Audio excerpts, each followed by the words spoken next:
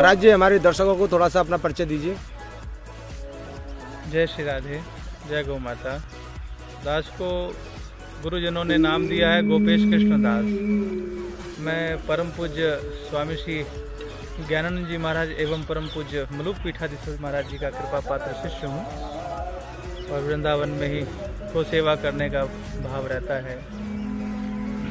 6 महीनों से एक लिम्पी रूपी बीमारी जिसने लाखों लाखों गोवंश को कालगर्भित किया, वही स्थिति वर्तमान में आप देख रहे हैं, आप देखा भी है आप लोगों ने जी महाराज। ब्रजमंडल में भी उसने 3 महीने से पैर पसारा और यहाँ पर भी हजारों गोवंश को अपने काबू में किया एवं हजारों गोवंश को कालगर्भित भी किया। उस बीमारी ने ग्रसित भी किया है। गौसेवा प्रकल्प का जीवांत उदाहरण है परम श्रद्धेय संत श्री गोपेश जी महाराज। श्री यमुना तट वृंदावन पर कुंभ मेला मैदान में गौसेवा प्रकल्प को साकार करने हेतु गुरुजनों के आशीर्वाद द्वारा परम श्रद्धेय संत गोपेश महाराज के नेतृत्व में बनाए गए जनपद के सबसे विशाल संरक्षण केंद्र में लिम्पी से ग्रसित सैकड़ों गौमाताएं स्वास्थ्य लाभ लेकर पूर्णतया निरोगी हैं। पूज्य महाराज के सानिध्य में समूचे मथुरा जनपद सहित निकटवर्ती राज्यों राजस्थान, हरियाणा में लगभग 500 से ज्यादा गौभक्तों का आक्रामक विशाल समूह गौमाता संरक्षण का जीवांत उदाहरण है। ठाकुर जी की ठाकुर है गौमाता सिद्धांत पर गौसेवा में तत्पर गोपेश जी महाराज ने बताया कि लिम्पी वायरस बीमारी आने के कारण गोवंश चारा खाना और पानी पीना छोड़ देते हैं, जिससे उनकी मौत हो रही है। आचार्य विष्णुकांत शास्त्री, आचार्य मृदुलकांत शास्त्री, नगर आयुक्त अनुनय झा, अपर नगर आयुक्त क्रांतिशेखर सिंह व महापौर डॉक्टर आर्यबंधु द्वारा विशेष सहयोग प्रदान हो रहा है। महाराज जी के गौसेवा प्रकल्प से प्रेरित राष्ट्रीय सनातन एकता मंच की प्रदेश कार्यकारिणी ने पूज्य महाराज के सानिध्य में संरक्षण केंद्र का औचक निरीक्षण किया, जिसमें पूज्य गोपेश बाबा ने गौमाता की बीमारी के चरणों के बारे में जानकारी प्रदान की व बीमारग्रस्त गौमाता से लेकर ठीक हो चुकी गौमाता के बारे में चरणबद्ध तरीके से बताया।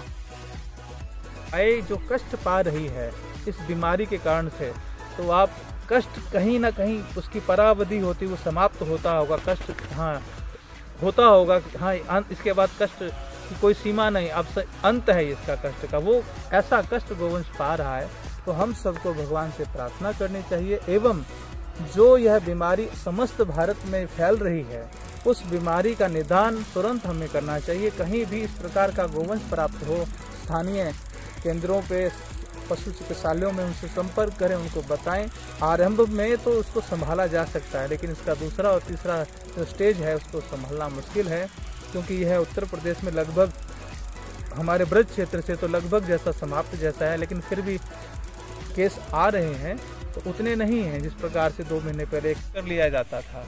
तो पहला, दूसरा, तीसरा चरण तक गोवंश पूरा एकदम नीचे निष्क्रिय होकर के पड़ जाता था, लेकिन अब पहले में ही वो ऐसी पावर आ गई है कि पहले में ही वो गोवंश एकदम, जैसे कि महाराज जी आपने ये संरक्षण केंद्र चला रखा है, यहाँ पे यमुना जी निकट में है। बारिश का समय था तो बारिश का पानी भर गया था, सुनवाई में आया था, यहाँ पे पानी भर गया था। हाँ, उस स्थितियों को आपने कैसे निपटारा किया? उसमें तो अब ठाकुर जी भी गौ माता के ऊपर इतनी आफत आई थी, तो गौ सेवक उनसे अलग थोड़ी हैं, वो भी उनकी वस्त्र हैं, गोवस्त्र हम लोग कहलाते हैं, तो बच्चों पे भी आनी ही थी। तो ठाकुर जी ने भी पूरी एक समझो हमारी परीक्षा ही ली। एक आइसोलेशन वार्ड गौ समाधि स्थल सुंडक में बनाया था, वहाँ लगभग 3-4 फुट पानी भर गया। तो वहाँ जब भरा तो यहाँ भी भरना ही था, स्वाभाविक है। और यहाँ जगन्नाथ घाट तक जल गया, तटीय स्थान तक जल पहुँच गया था। तो ये जो क्योंकि वार्ड और भी वहाँ से परिक्रमा मार्ग से लगभग 300 मीटर 250 मीटर के अंदर है, कुंभ क्षेत्र में है, तो इसके भी चारों ओर हम लोगों ने जेसीबी के माध्यम से चारों तरफ बहुत ऊंची दीवार उठवा ली और चारों तरफ जो कहीं 1.5 फुट कहीं 2 फुट पानी, यमुना जी चारों तरफ रहीं और भगवत कृपा से अंदर नहीं आने दिया। और जिससे कि ये जो उस समय तो बहुत भयानक स्थिति थी गोवंश की आने की, इस बीमारी का पीक आवर चल रहा था। तो ठाकुर जी अथवा गौ सेवकों ने जो सद प्रयास से उस समय यह बच गया, उससे हम कष्ट नहीं पाए।